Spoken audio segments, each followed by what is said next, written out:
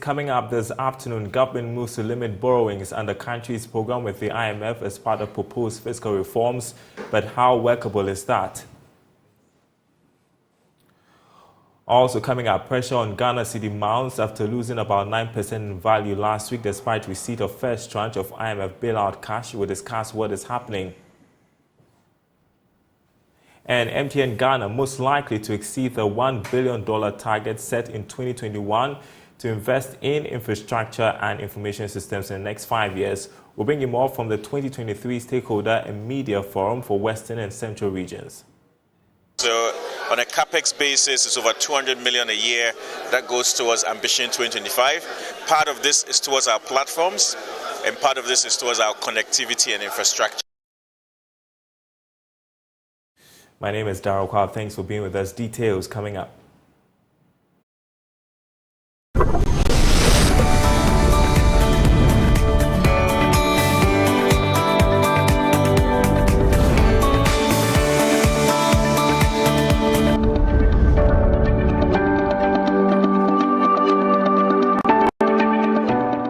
Begin with a look at the cedi. Pressure mounted on the local currency after some sterling performance 2 weeks ago, making it the world's top performing currency during the period. The local currency lost about 9% in value last week to reverse the previous week's gains. Kwawu Akokumsin is an economist, economic analyst with Data Bank Research. He joins us on Zoom to discuss this further. We were expecting a different story as an IMF deal has been sealed and we have received the first tranche of cash. So what's happening? Thank you very much, Daryl. So on the IMF, on the cedi front, we realized that after the first tranche disbursement of 600 million came in, just like you mentioned, the cedi has lost about 9% in last weekend.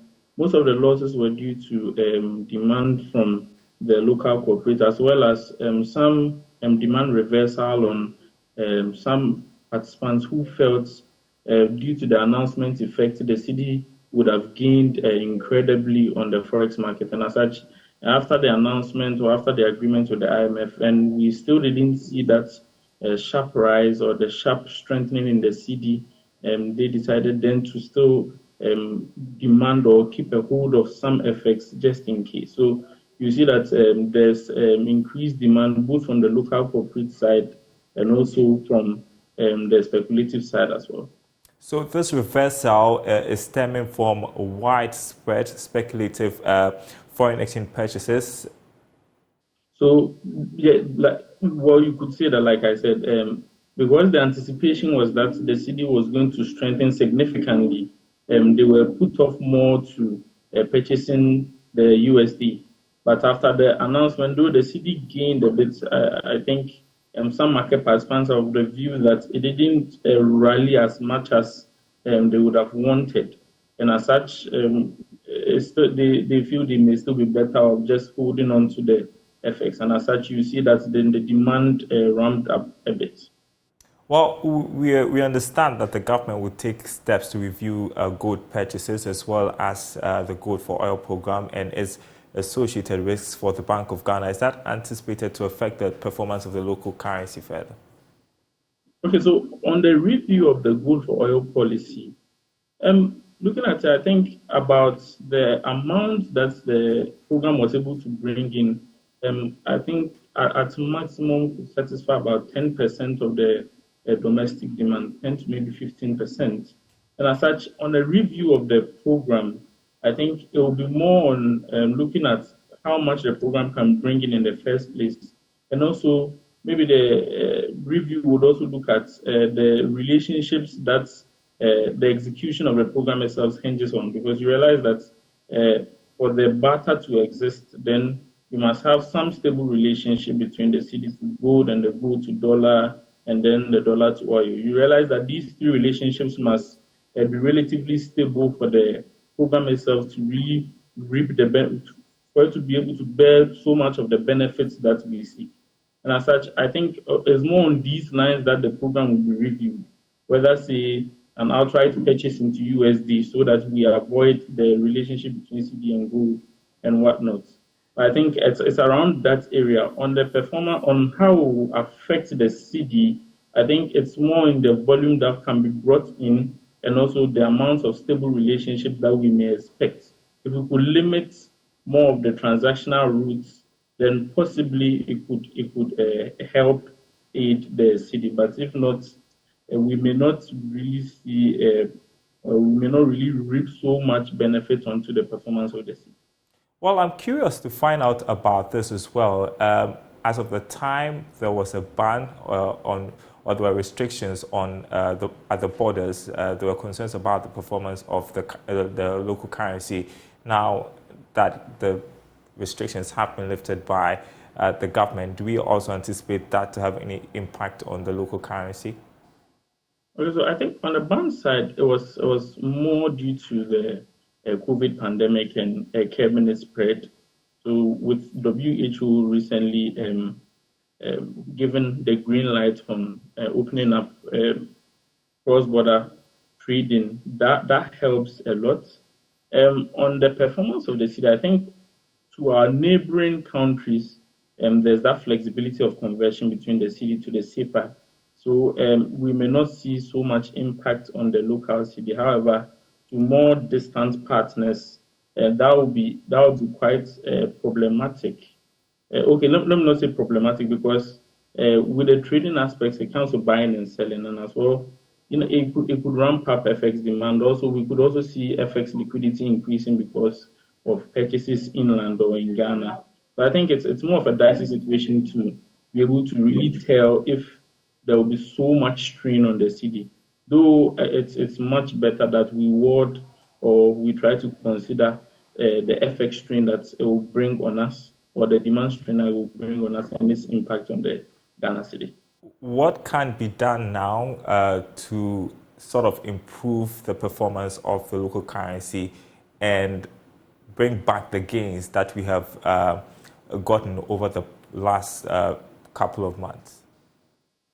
Okay, so like we've mentioned, the deal we've all talked about has finally, or the program has finally come, and we would see some initial market reactions.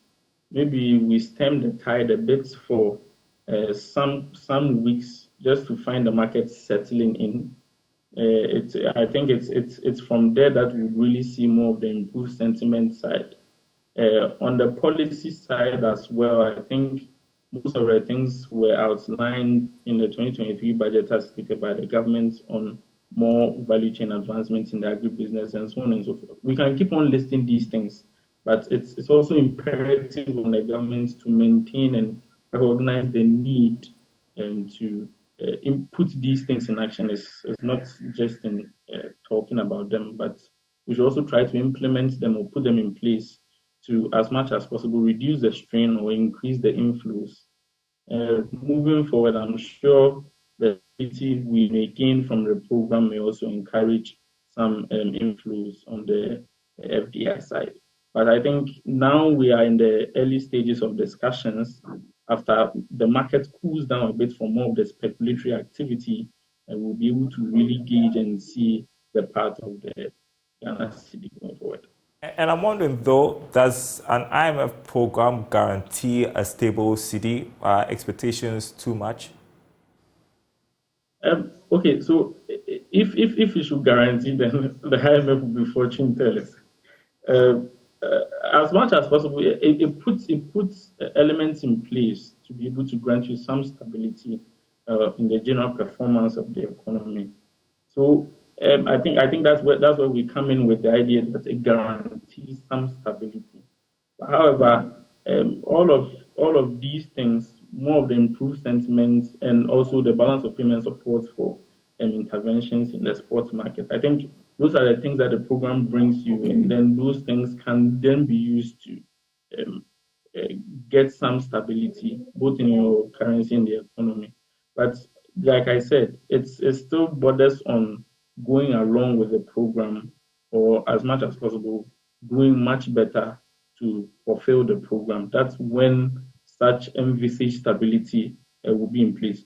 However, we should also take note that looking at the IMF documents, they mentioned that all of these assumptions or the perceived stability is in place due to their perception on the external front and the geopolitical front. So if we continue to see still some tensions and the war still prolonging, then there's a different story here. But I think their outlook more is on the geopolitical tensions easing or ceasing a bit. All right, thank you so much, Kweku Akukum-Sintha, economic analyst with Data Bank Research. Thank you for speaking with us. Now, MTN Ghana is most likely to exceed the $1 billion target the company set in 2021 to invest in infrastructure and information systems in the next 5 years. Chief Executive Officer Selom Adadivo announced this in Takoradi during the 2023 Stakeholder and Media Forum for Western and Central Regions. There is more in this report. Noted that they have about 9,000 kilometers and would continue to expand this with additional investment as the firm sought to ensure the backbone infrastructure was also in place for digitization. Explaining more on the 5 pillars of the telecommunication firm, he stated that Ayuba and FinTech have 2.5 and 1.5 million customers respectively, and that they were making quite quick progress and needed to do more. Selom Adedivo emphasized they had not changed the ambition 2025 because it was their core strategy. Hence, everything they earmarked on now goes towards that initiative. We started this journey right after COVID, where we had specific objectives by the end of 2025. So we're about halfway down the road. I mean, it hasn't been easy because in transforming our business and going through change, there are several challenges that we face. But it's been very exciting. We're very happy with where we are. One, because we've made a lot of progress on some of the elements. Ayoba, for example, as I said, 2.5 million customers. FinTech, over 15 million customers. So again, if you look at all these specific areas that are moving, we're making quite some good progress. Where we need to do more and accelerate, Chinosis, for example, and enterprise, we're scaling enterprise. But lastly, network as a service, most of you would have heard that we've had national roaming partnerships already with both Vodafone and Airtel Tigo. So again, we're doing quite well on those dimensions, but a lot more to do to get to Ambition 2025. We haven't exactly separated our investments in Ambition 2025 because it is our core strategy. So everything we do today goes towards Ambition 2025. So on a capex basis, it's over 200 million a year that goes towards Ambition 2025. Part of this is towards our platforms, and part of this is towards our connectivity and infrastructure. Western Regional Chairman of the Ghana Journalists Association, Desmond Kujo, pledged the readiness of the media in educating the public of issues related to telecommunication. Now understand and have fair knowledge about how the telecoms industry operates, so that enables us to educate the public, inform them accordingly. A lot of us here may be mini experts in quotes when it comes to issues about fraud and others, to be able to tell the people that this is not true. So if somebody calls into a radio station, complains about something, because of the knowledge that we acquired from MTN, we'll be able to diffuse some of these wrong misconceptions that we have. Now, the head of support to the private and financial sectors program at GIZ, Christian Yan, says it is important to invest in building the capacity of young entrepreneurs who he describes as a backbone of Ghana's economy. Speaking at the handing over ceremony of business startup tools to over 400 young entrepreneurs in Sunyane after skills training in partnership with the Ministry of Employment and Labour Relations, Mr. Yan urged the youth to improve their lives by investing in themselves. Bono Region correspondent Precious Semevo has more. German Development Corporation, GIZ, through its support to the private and financial sectors program, has presented business startup tools worth over 1 million cedis to 420 young entrepreneurs from the Bono East and Ahafo regions at a ceremony in Sunyane. The items include computerized sewing machines, motor spraying machines, soap making, and cutting machines for beneficiaries who participated in the business idea competition, and the Jumaye short-term skills training to empower and help grow their businesses. Joshua Hiaba is the GIZ's regional advisor to the program. There was a basic challenge where the young people had challenge with access to finance to start their own business. So we decided to come up with innovative financing models which will be best practices for others to follow. And one of such was to organize a business idea competition. The other program was the short-term skills training, which was part of a special project we call the Bono Project. And these are all efforts to promote self-employment, job creation, and youth empowerment. The head of the PFS program at GIZ, Christian Yan, in his address underscored the importance of investing in the people who are the backbone of Ghana's economy. All of you are the backbone of this country and the country's economy. It is for this reason that we find it very important to invest in building the capacity of young entrepreneurs so that you can start your businesses and expand further to create jobs and employ more people. Investing in yourself is the best investment you will ever make. It will not only improve your life, it will improve the lives of all those around you. Remember that your journey requires persistence and resilience, and with that, you will always make it. Minister for Employment and Labour Relations Ignatius Bafoua, who graced the ceremony, said measures are in place to deepen vocational training to benefit more people. We have trained our labour officers, so together with GIZ we will be monitoring their activities. They will be sending reports to me on monthly basis to see how they are doing. For those that will even need further assistance in terms of coaching and mentorship, we'll continue to provide that until we see that they have matured and that they, when left alone, they can be on their own. So really we want to solve this problem of unemployment on our hands. The best way to go is to make sure that we deepen vocational training as a way of providing hands-on training for our people. Germany, our partners, have done it and they have been successful. So if we really also want to be successful, this is the way to go. Some of the beneficiaries spoke to Joy Business. The startup kit is going to allow us to produce more products per day.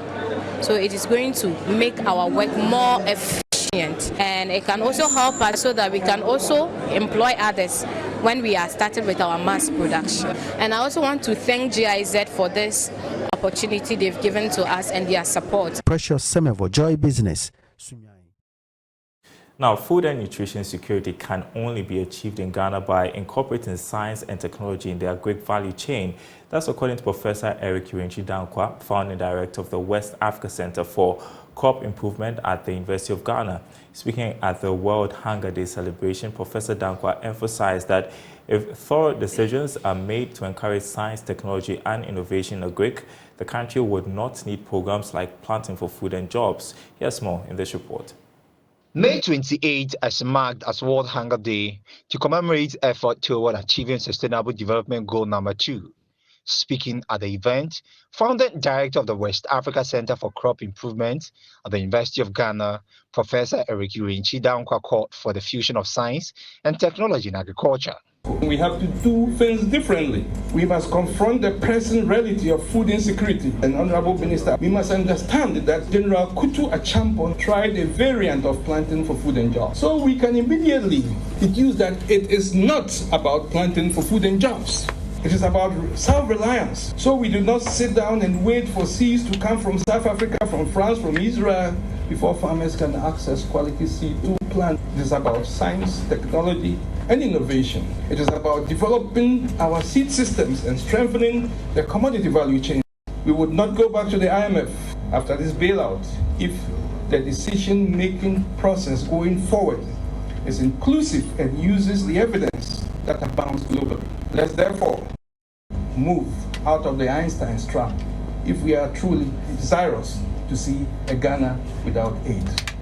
According to Deputy Agric Minister Yao Femponado, hunger will be a thing of the past should every citizen engage in backyard farming. Some of these things, look, we've lived with it over the years. And if I say hunger, even in my village, we used to walk those days for miles to get some food in a village, to bring it back to the village. 60 years on, and we are still talking about hunger. I mean, now we should be talking about processing and preservation, and therefore around this time we should be releasing the stock of the last year onto the market so that everybody will be fine. We will not go to our kenke spot and buy kenke, small ball of kenke at 4 cedis. That we used to buy at 2 cedis. You know, it's all because of the way we have not used science and technology. Executive Director of Alliance for Science, Dr. Shela Ochuboju, highlighted that food insecurity goes beyond satisfying hunger and food availability by impact generational thinking. I remember growing up in a village in Nigeria until I was age 9. I wasn't hungry, but I wasn't secure. If a child has to think every day about the food that they have to eat, like the large portion of your thinking is about the food. You know, you think about it in the morning, you think about it in the afternoon, you think about it in the evening. That is part of what drives your day. You're not food secure. There's a vulnerability there that affects how much energy you can give to thinking about innovations and change and your school books and all of that. We have so many young people today, so many Africans around the world who, okay, they're not hungry, but they're not secure. And if they're not secure, there's a vulnerability there which is capping their potential, and we're not doing justice to ourselves and the next generation. This year's World Hunger Day was themed under Farmers for a Food Secure Country. A quick update on one of our top stories this afternoon. Government is taking some extra measures to limit the amount of debt that can be incurred by any administration. It has therefore proposed a debt target as part of fiscal reforms under the IMF program. Here's more.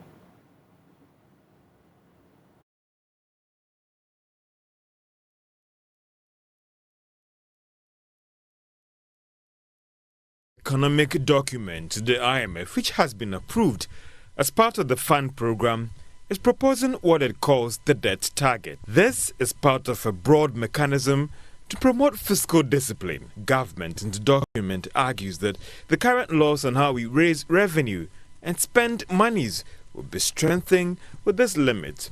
The debt target will look to control extra budget spending and focus on what it describes the single operational rule. Managers of the economy in the document maintain that they will get the required legal backing for this action by amending the Fiscal Responsibility Act with this debt target initiative. The move, government believes, could prevent the situation where the country's debt might reach unsustainable levels and lead to another debt restructuring program. Government in the document is also proposing to reform the existing Fiscal Advisory Council, which will help play a more active role in assessing the realism of macro-fiscal projections ahead of the budget approval. There are also plans to ensure that all ministries, departments and agencies do their financial reporting and expenditure through the gift mix program. The move will help track expenditure of all these institutions. Government is also assuring to publish all fiscal strategy and risk in line with the public financial management regulations. You're watching The Marketplace. Some news we are following for you, we want to update you on, is about a situation at the Obuasi mine of Anglo Gold Ashanti, where we understand some illegal miners are trapped. Joining me via Zoom is Kwawu Asante with the JoyNews room to give us an update on that. What's the story there, Kwawu? So, Daryl, what we understand is that some illegal miners entered into a shaft belonging to Anglo Gold Ashanti. And that is some of the Anglo Gold Ashanti mines in Obuasi. These persons accessed the mines in search for gold deposits. They entered through some unapproved and illegal route to access some gold deposit there. And then when they went in there, what we understand that the numbers ran into the hundreds of illegal miners. All the entry points were sealed by Anglo Gold Ashanti, leaving only one, where policemen were on standby to arrest any illegal miner who comes out. So what has happened is now that illegal miners do not want to come out because they are afraid that they will be arrested, or they do not want to be arrested by the police, and that is the situation. As of yesterday, when the news broke, a number of them were still in there, and they had been communicating with the outside world about how they did not have any water, they did not have any food, and they were appealing with Anglo Gold Ashanti to open some exit point for them to leave without the police arresting them. Yesterday and this morning, some persons have come out. Indeed, the MCE confirmed that to us on Joy FM Media News a while ago that some persons have already come out, and the police have picked up those persons, leaving hundreds of people more in the shafts.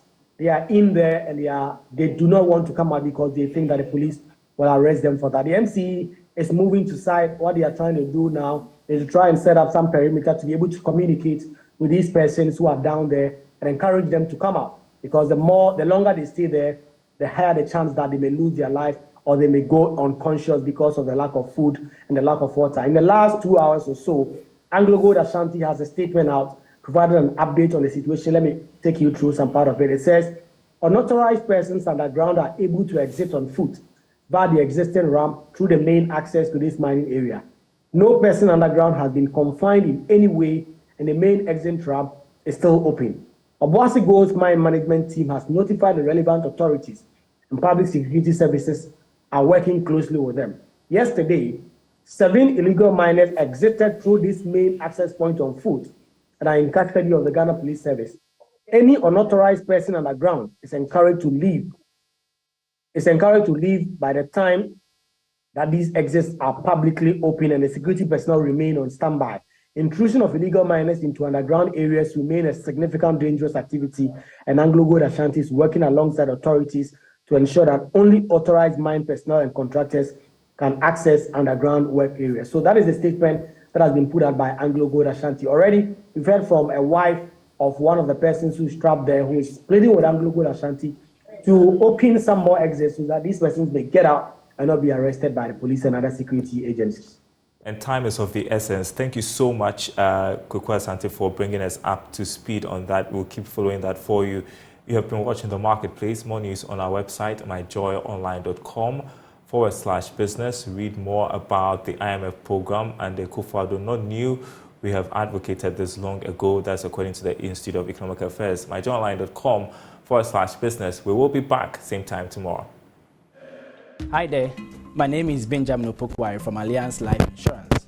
Welcome to Money Lab. Previously, we talked about who qualifies to make an insurance claim. On this episode, we'll be talking about why an insurance company may refuse to pay a claim.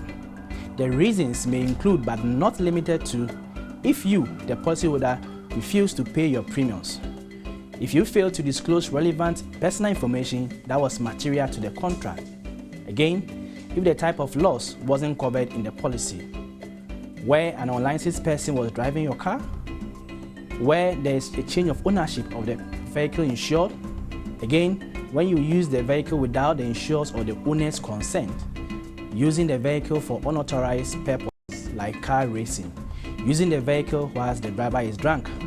I hope this information has been helpful. Thank you for joining these episodes of Money.